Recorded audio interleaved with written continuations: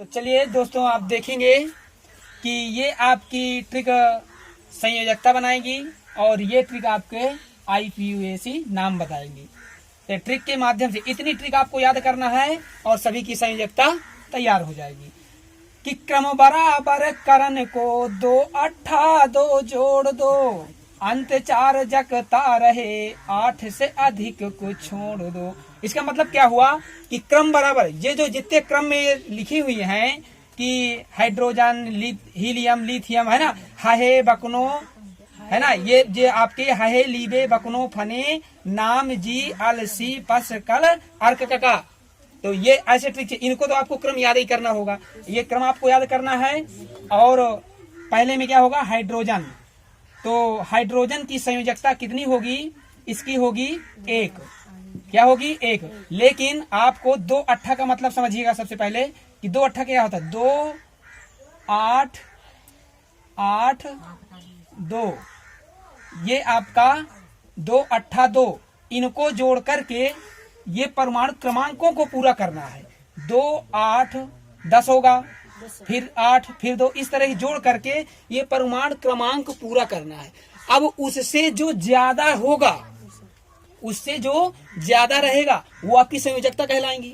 लेकिन 4 तक ज्यादा रहे वो संयोजकता बन जाएंगी। लेकिन जो 4 से अधिक ज्यादा होगा, 5 6 7 8, तो -n लगाना पड़ेगा। वो सूत्र से जो ज्यादा निकलेगा फिर वो बाह्यतम कोश की संयोजकता बनेगी।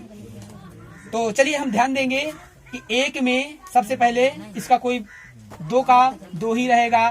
फिर 3 का कैसे करेंगे, पहले हम 2 लेंगे, फिर 2 में क्या जोड़ेंगे, 1, तो 2 1 3 है बेटा, 2 1 3। फिर 4 लेना है, 2 फिर 2, तो 2 2 4 हो गए। फिर हमें क्या करना है, 5। 2 को पहले लेना है क्योंकि 2 पूरा करो, पहले 2 को ले लिया। फिर इसमें क्या जोड़ दें, 3, 5 पूरे हो गए। फिर 2 में क्या जोड़ेंगे, 4। फिर 2 में क्या जोड़ेंगे, 5। तो देखिए 5 नहीं, चलिए हम ऐसे इनको पहले पूरा कर ले रहे हैं। फिर 2 में 6, फिर 2 में 7, फिर 2 में 8, फिर 2 में देखिए 9 नहीं जोड़ना क्योंकि 8 लास्ट संख्या है। 8 के बाद फिर 8 जरूर आ जाए, तो फिर हम 1 से चालू करेंगे। 1 8 2 10 1 11 हो गया ना। इसी तरीके से 2 फिर 8 फिर 2 फिर 2 8 3 10 3 13, फिर 2 8 4 2 8 5, फिर 2 8 6 6 2 8 दुनाई 16। इस तरीके से हमने इसको पूरा कवर करेंगे। अब ये ध्यान रखेंगे कि संयोजकता जो होती है, बाह्यतम कोश के इलेक्ट्रॉन ये आपके लास्ट में जो होंगे वो संयोजकता होंगे। लेकिन ध्यान रहे, अंत 4 जगता रहे, 4 से अधिक संयोजकता नहीं बनेगी। हमें 8 से अधिक को छोड़, जो 8 संख्या से 4 से जो अधिक हो, तो 8 से उनको सबको छोड़ देना है, उन्हीं संख्याओं को। तो भैया मेरे, ये आपकी संयोजकता यही वही रहेगी, संयोजकता है, ये भी संयोजकता है, ये भी संयोजकता है, 4 भी आपकी संयोजकता है, 4 से आगे नहीं। ये 5 संयोजकता नहीं होगी। जब 5 6 7 8 ये संख्या संयोजकता लास्ट में बने, तो आपको 8 में n घटा देना है, मतलब उन्हीं संख्याओं को घटा देना है। तो हमें क्या करना है, 8 में हम 5 को घटा देंगे, 5 को, तो क्या बन जाएगा, 3। ये आपकी संयोजकता बन गई, किसकी, नाइट्रोजन की संयोजकता। अब ऑक्सीजन की संयोजकता क्या होगी, 8वें नंबर में है, 6 2 8 पूरा तो हो जाता है, बशर्ते 6 संयोजकता नहीं हो पाएगी।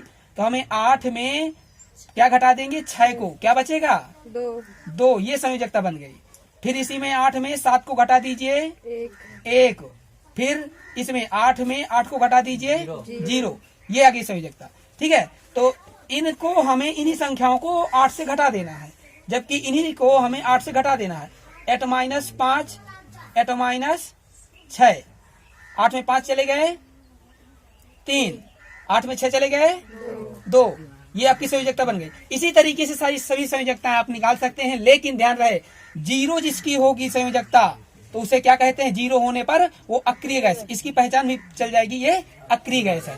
तो आपको संयोजकता कोई दिक्कत? No sir. तैयार हो गए सबको संयोजकता? अब आप लोग आइए इसके नाम पर IUPAC नाम कैसे निकालेंगे। संयोजकता के बिना हम IPAC नाम भी नहीं निकाल सकते, क्योंकि एक से एक दोनों आपस में मिल करके ही काम आगे बढ़ाते हैं, एक एक मिल करके बहुत बड़ा काम करते हैं। तो इसके लिए ट्रिक क्या रहेगी? एल्केन नाम माँ पी बाप है, क्रम एन हटा के जाना है, IUPAC नाम को आइन इन एन लगा के आना है। दोस्तों इस ट्रिक के माध्यम से आप IUPAC नाम तैयार करेंगे। तो देखिए प्रीफिक्स पूर्व लग्न कैसे तैयार करते हैं।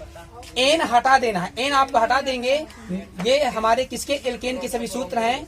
तो मेथ में एन को जोड़ेंगे तो क्या बन जाएगा? मेथेन। एन को जोड़ेंगे ethane, propane, butane, pentane, hexane, heptane, octane, nonane, decane. ये आपके पूरे क्या बन जाएंगे? सूत्र बन जाएंगे। अब इसके बाद आपको मेथ में क्या करना है?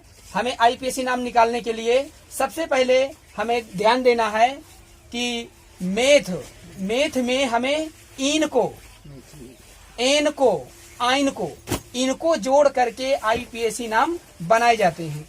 तो हमें ध्यान दीजिएगा, ये single bond, double bond, triple bond. ये सिंगल और डबल ट्रिपल बांड के लिए हमें क्या करना होता है कि ट्रिपल बांड में हमें आइन कहते हैं, आइन, और डबल बांड को क्या कहते हैं?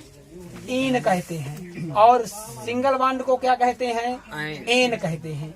ठीक है, तो एन, इन, आइन ये लगा करके हम इसके बनाएंगे IPAC नाम। तो सबसे पहले आप इनको सूत्र कैसे तैयार करेंगे? C1H methane. मेथेन का सूत्र क्या होता है? C1H4, फिर इसमें H6, फिर H8। इस तरह आप जोड़ते जाएंगे, इनके सूत्र बनते जाएंगे। तो क्रम ध्यान रखिएगा, क्रम में क्या आता है, और आपको संयोजकता पता ही हो गई है।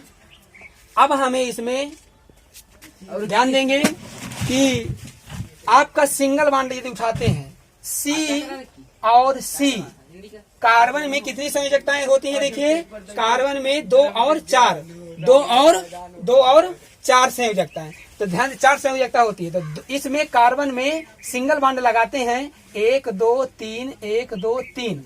आपके याच H ये हो गए। तो 3 ये हो गए, 3 ये हो गए, एक तो साझा कर लिया। तो C2H4 हो गए, 6 हो गए, तो एक तो साझा कर लिया। हम इनको इस तरह भी लिख सकते हैं, या तो हम इन्हें कह सकते हैं कि CH, तो CH3 और CH3। तो देखिए सिंगल बांड है, सिंगल बांड को हम क्या कहेंगे? एन। तो किसको ले लें? मेथ, एथ, प्रोप, किसी को ले लेते हैं। एथ ले लिया, तो एथ में क्या जोड़ेंगे? एन। तो क्या हो जाएगा? एथेन। ये क्या है? एथेन है। ये क्या है? ये एथेन। अब हम ध्यान रखेंगे, यदि हम इसको C डबल बांड ले लेते हैं तो इसमें क्या होगा? H H H H, 2 ये हो गए, 2 4 5 6, कितने हो गए? देखिए हमें ज्यादा हो गए, 2 दूनाई 4, और 2 इधर के 2 इधर के 4 हो गए। या तो हम कह सकते हैं CH2 डबल बांड CH2। तो कितने हो गए? ये 4 हो गए। H डबल बांड लग गया, 2 इधर के 2 इधर के, दोनों में 4 4 हो गए, संयोजकता पूरी। तो हमें अब इसको क्या कहेंगे? डबल बांड को इन। तो एथ में क्या जोड़ेंगे? इन। एथ में क्या जोड़ दें? इन। तो क्या बन जाएगा? एथीन। क्या बन गया ये? एथीन। कोई दिक्कत? अब इसको ट्रिपल बांड लेते हैं, C ट्रिपल बांड। तो 1 2 3 H हो गए। अब एक H हमारा शेष रह गया ना, एक H शेष रह गए। तो हम इसको कह सकते हैं CH कह दें, IPAC नाम पूरा हो गया। अब इसके, ये तो आपके पूछे नहीं जाएंगे, ये आपसे नहीं पूछे जाएंगे। अब आपको पूछे जाएंगे, ये ऐसे पूछे जाएंगे। लेकिन ध्यान रखिएगा, आपको एथेन एल्केन बनेगा, जो अभी हमने बताया, एथीन एल्कीन का रहेगा, और एथाइन एल्काइन का सूत्र। ये तीनों सूत्रों से वही डिवाइड करेंगे।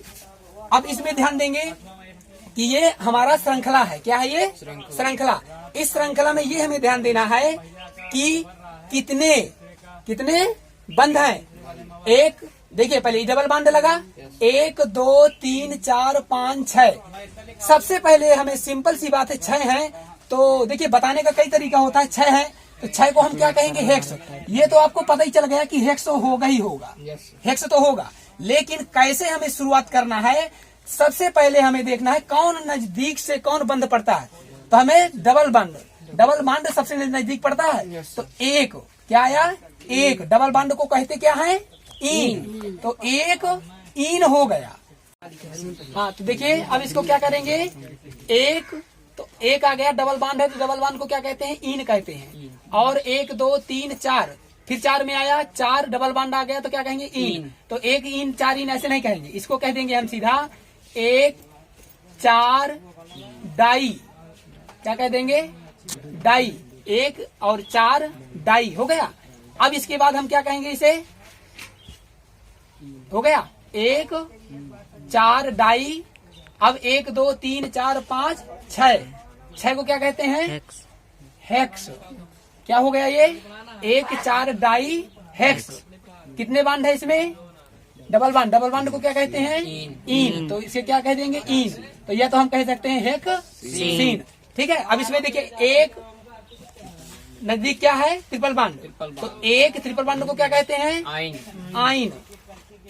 आइन, एक आइन, ये ट्रिपल बांड को आइन कहते हैं, एक आइन।